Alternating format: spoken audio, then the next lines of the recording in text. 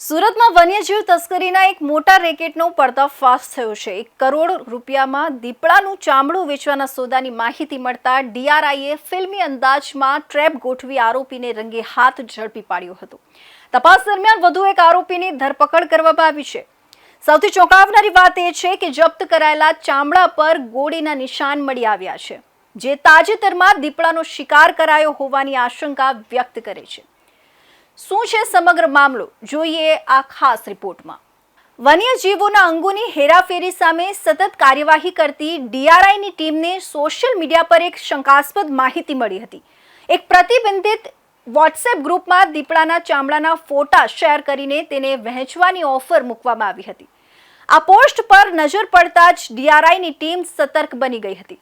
અધિકારીઓએ ગ્રાહક બનીને આરોપી સાથે સંપર્ક સાધ્યો અને દીપડાનું ચામડું ખરીદવામાં રસ દર્શાવ્યો હતો। લાંબી વાટાઘાટો બાદ આ પ્રતિબંધિત ચામડાનો સોદો 1 કરોડ રૂપિયામાં નક્કી થયો હતો।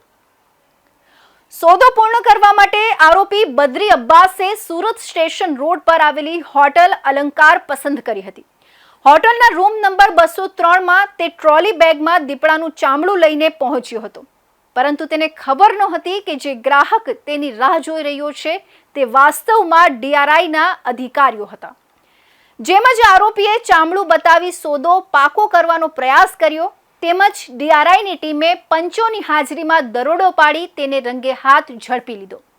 તપાસ દરમિયાન તેની ટ્રોલી બેગમાંથી દીપડાનું ચામડું કબજે કરવામાં આવ્યું હતું। પ્રાથમિક તપાસમાં આરોપી બદરી અબ્બાસે ખુલાસો કર્યો કે તે માત્ર એક એજન્ટ તરીકે કામ કરતો હતો। તેણે વન વિભાગને જણાવ્યું કે આ ચામડું તેને મોઇન હુસેન નામના વ્યક્તિએ વેચાણ માટે આપ્યું હતું। આ માહિતી મળતા જ વન વિભાગે પોલીસની મદદથી ગણતરીના કલાકોમાં મોઇન હુસેનને પણ ઝડપી પાડ્યો હતો। બંને આરોપીઓની પૂછપરછ શરૂ કરવામાં આવી હતી અને સમગ્ર નેટવર્ક સુધી પહોંચવા તપાસનો ધમધમાટ શરૂ થયો હતો। પકડાયેલા આરોપી મોઇન હુસેને શરૂઆતમાં અધિકારીઓને ગેરમાર્ગે દોરવાનો પ્રયાસ કર્યો હતો। તેણે દાવો કર્યો હતો કે આ ચામડું લગભગ 15 વર્ષ જૂનું છે અને તેના પિતાએ તેને ઘરમાં સાચવી રાખ્યું હતું। પરંતુ વન વિભાગના નિષ્ણાંતોએ ચામડાની ગુણવત્તા, ચમક, નરમાશ અને તેની સ્થિતિનું નિરીક્ષણ કર્યા બાદ આ દાવાને ફગાવી દીધો હતો। અધિકારીઓના જણાવ્યા પ્રમાણે આ ચામડું ખૂબ જ તાજું હોવાનું જણાઈ આવ્યું હતું અને અંદાજે 2 મહિના જૂનું હોઈ શકે છે।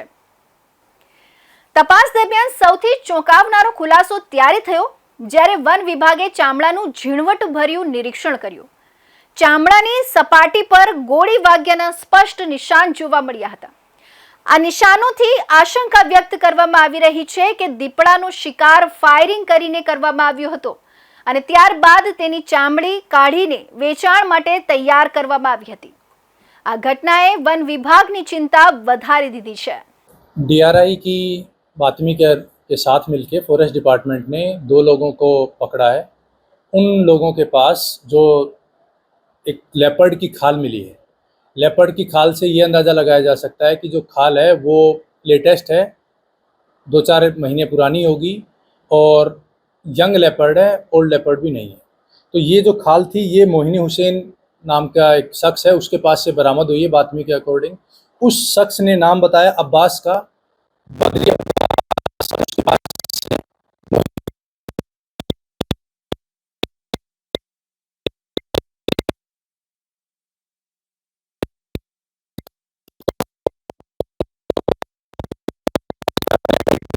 कई सारी कलम है, जिसमें कलम 9 है जो शिकार की कलम है, 39 है, 40, 42 इन कलमों के अंदर एक मुकदमा दायर किया गया है। सर, किस तरह की ये जो खाल है वो एक खाल निकाली गई थी, क्या लग रहा है खाल पे से कोई निशान वगैरह बरामद हुआ है क्या? हाँ, खाल को देखने से ये लग रहा है कि उसका जो निकालने का तरीका था वो प्रोफेशनल है। जो आंखें हैं वो बिल्कुल क्लियर कट डिमार्केटेड हैं, जो ऐसे नहीं लग रहा है कि कोई नौसिखिए आदमी ने उनको काटा है। तो इसलिए, और दूसरी बात, ना खाल के साथ में हमें कोई नख मिला है, ना ही कोई हड्डी मिली है, ना ही उसका और अवशेष कुछ मिले हैं। तो इसलिए डाउट ये लगता है कि कहीं ये कोई संगठित अपराध तो नहीं है। सर, प्राथमिक पूछताछ के दौरान क्या पता लगा है कि कहाँ से यह खाल ली गई है? इसमें जो प्राथमिक पूछताछ है उसमें उन्होंने तो जहाँ तक हमें लग रहा है कि वो झूठी बोल रहे हैं, कि उसमें बोल रहे हैं कि घर से मिली है, मेरे उनके फादर की किसी अलमारी में मिली है, लेकिन 15 साल पुरानी वो बोल रहे हैं, लेकिन 15 साल पुरानी खाल दिख नहीं रही है। खाल बिल्कुल लेटेस्ट लग रही है और उसको हमें अभी एनालिसिस के लिए WII भेजेंगे, तो ये भी प्रूव हो जाएगा कितनी पुरानी खाल है और वो कितने जो एनिमल है वो कितनी एज और उसका क्या साइज था।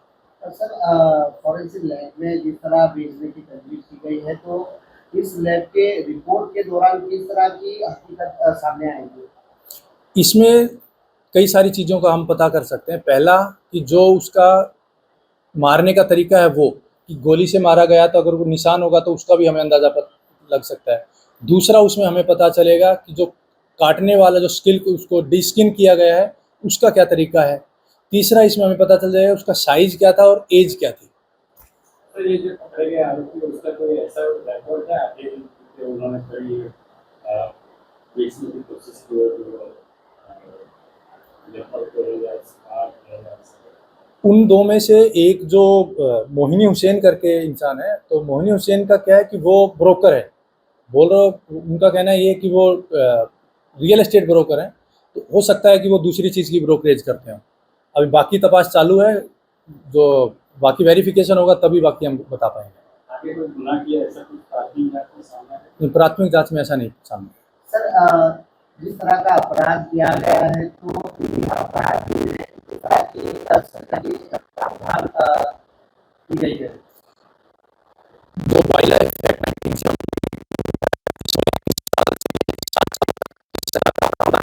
और क्योंकि ये शेड्यूल 1 का प्राणी है लेपर्ड, तो इसके लिए सख्त से सख्त सजा का प्रावधान है। सर लास्ट क्वेश्चन, क्या खाल में से कुछ गोली वगैरह के कुछ निशान ऐसे पाए गए हैं? अब जो प्राथमिक तौर पे देखें तो लग रहा है कि एक तरफ से निशान और दोनों तरफ स्किन के दोनों तरफ पे निशान ऐसे लग रहा है कि इधर से गोली लग के इधर निकली होगी, तो ऐसा कुछ हो सकता है कि जो हंट करने के लिए बंदूक का यूज किया गया हो।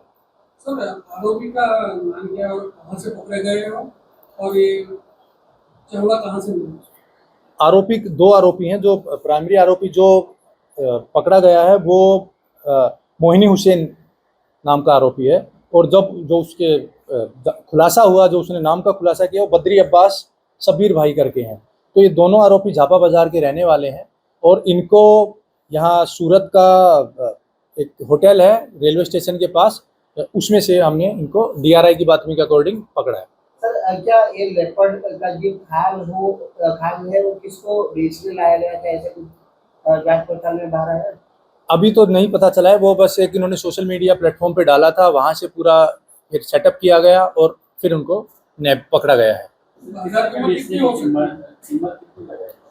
देखो ये तो एक एंटीक आइटम जो हम बोलते हैं, इनकी कोई ऐसे सच कीमत नहीं है, डिमांड के ऊपर है।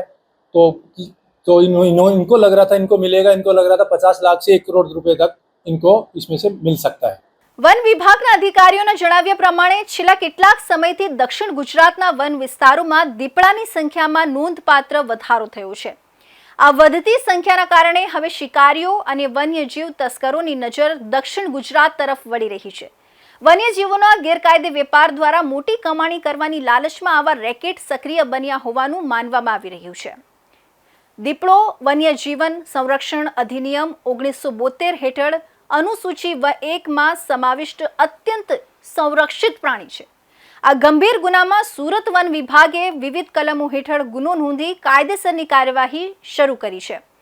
हाल बंने आरोपीओनी पूछपरछ चाली रही है अने आ चामड़ू क्यांथी आव्युं, दीपड़ानो शिकार क्यां थयो अने आ समग्र नेटवर्क में अन्य कोण कोण सामेल है ते दिशा में तपास आगळ वधी रही है।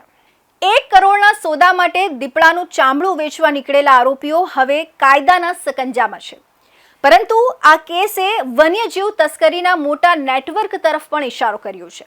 હવે જોવાનું એ રહેશે કે વન વિભાગ અને તપાસ એજન્સીઓ આ સમગ્ર રેકેટના મૂળ સુધી ક્યારે પહોંચે છે।